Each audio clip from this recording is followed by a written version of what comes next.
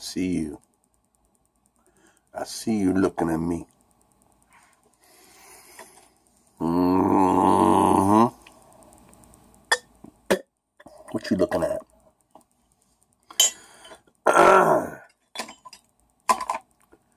How's it going? So I've been spamming the fuck out of my subscribers, I assume. I guess I usually do that, though. But I appreciate all your support.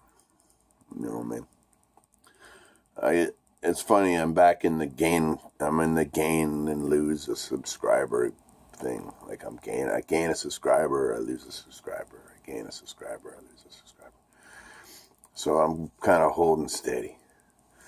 It's cool though. It's all good. There's like worse things to worry about than that shit.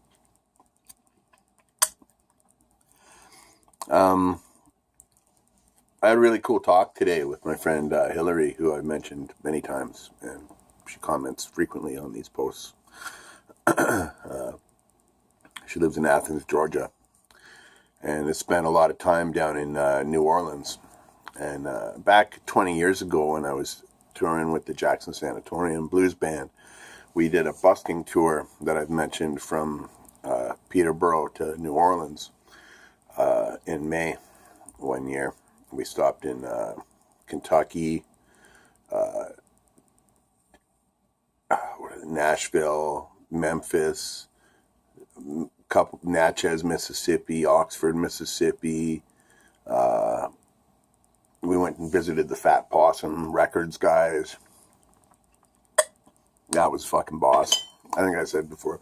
We had to wait for them because they weren't there when we got there, but we're not gonna leave. And we brought them a bottle of whiskey.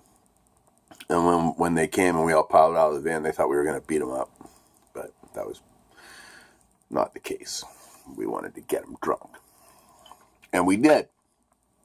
We had a hell of a good day. But yeah, when we were down in New Orleans, man, we stayed at this fucking rat hole hotel because we just needed to stay in the cheapest place possible. So we went off the beaten path and stayed down on Tulane Street at this place called the Downtown Inn. Okay, now this place is embedded in my memory like no other place I've been. It was just such a fucking remarkable experience being there. And Hillary knew all about it. She knew all about that particular place, and she used to have a business that was in that just down the road from there. I thought that was pretty fucking cool. This is a real seedy part of New Orleans, man. Holy fuck. But yeah, it's the kind of hotel we were just fucking tourists, really, like 5-6 Canadian boys looking for a place to stay for the night, and we ended up in this hotel where hookers and pimps and drug dealers live, and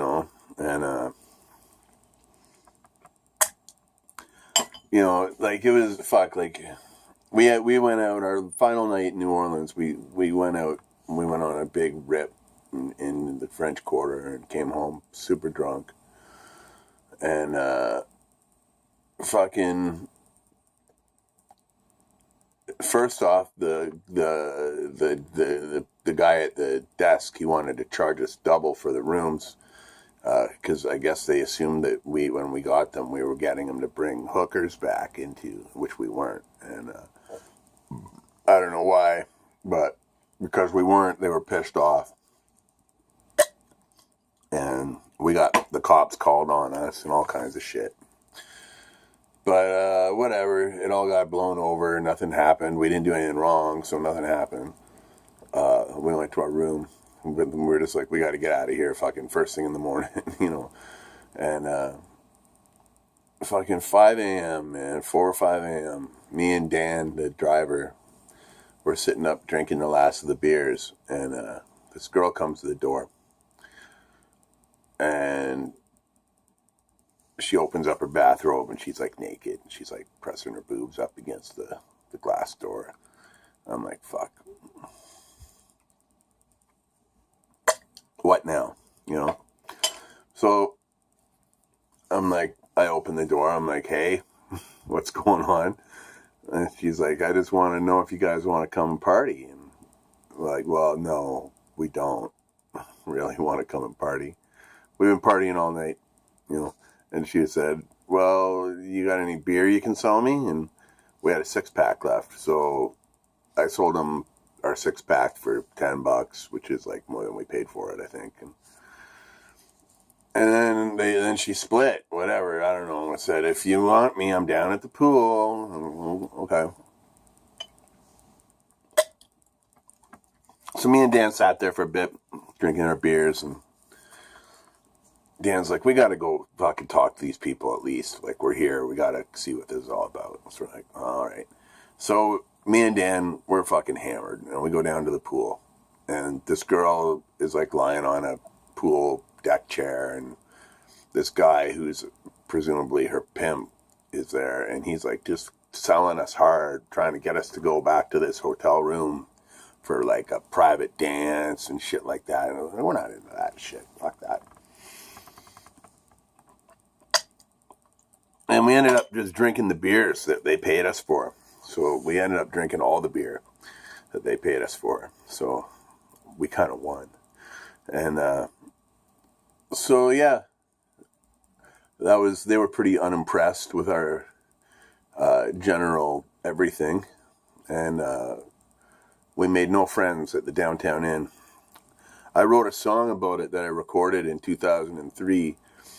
And it's funny because it's one of the most musically arranged. It's one of the my favorite songs I've written, like because of the production on it and then the instrumentation. And there's a real New Orleans-y double trumpet solo in it and stuff like that. But it's a song I'll never play again live. Like it's funny because the lyrics are like almost true to the word what they happen, but it's just like when I hear it now, it's one of those songs that you hear 20 years later and you're like, I fucking wrote that. And I'm sure I'll do that with songs I write now, you know, but that's the way it goes when you're a musician that 4 people listen to, you know what I mean? But yeah, the fucking Downtown Inn, man, Hillary knew all about it. I thought that was fucking hell cool, you know, because that place, that's like when I was in New Orleans, it was before Hurricane Katrina. It was before the big disaster there. So it was pretty fucking, compared to where I live, it was like, I call my area town the meth end of town. My area town was like fucking the Hamptons compared to this place. You know what I mean? Like, it was fucking nuts. You know, we had crazy shit happen. We were chased by gangs. We were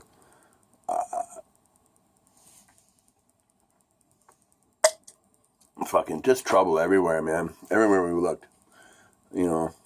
And but it was a great time.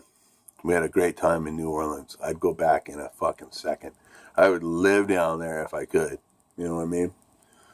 It's fucking cool ass town. But, you know, everyone told us don't leave the French Quarter when you're in New Orleans. I would give the opposite advice. I'd say stay out of the French Quarter. Go see the fucking real shit. You know what I mean? Go see what the locals do. You know? Like, I go on to buy fucking bottles of Thunderbird and Mad Dog 2020 and packs of fucking Marlboros in the fucking convenience stores in this part of New Orleans. Was like an experience. You know what I mean? Like I can't explain it other than that. It was very cool. Mm-hmm. So yeah, that's really all I had to say. I've been trying to make ads and pump up Bone Daddy, my man Dan Dempster out in Texarkana, Texas. And he makes these microphones. These are fucking badass harmonica microphones. This is like, I've shown these a bunch of times, but I'm formally trying to plug this guy now and advertise his stuff. because he sent me this microphone for free. And it's the bomb. It's the shit. If you play harmonica and you want a cheap-ass mic that fucking sounds amazing, check out Bone Daddy's Ghetto Microphones on Facebook. Because if this is the low end of what he does, then the high end has got to be fucking amazing. I've owned a bunch of fucking killer harmonica microphones in my time, and this is top shelf. You know what I mean?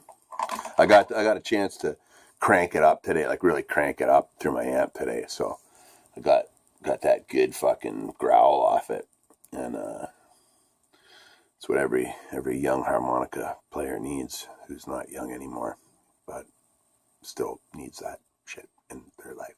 You know what I mean? Oh, I do Grandpa Simpson, don't I?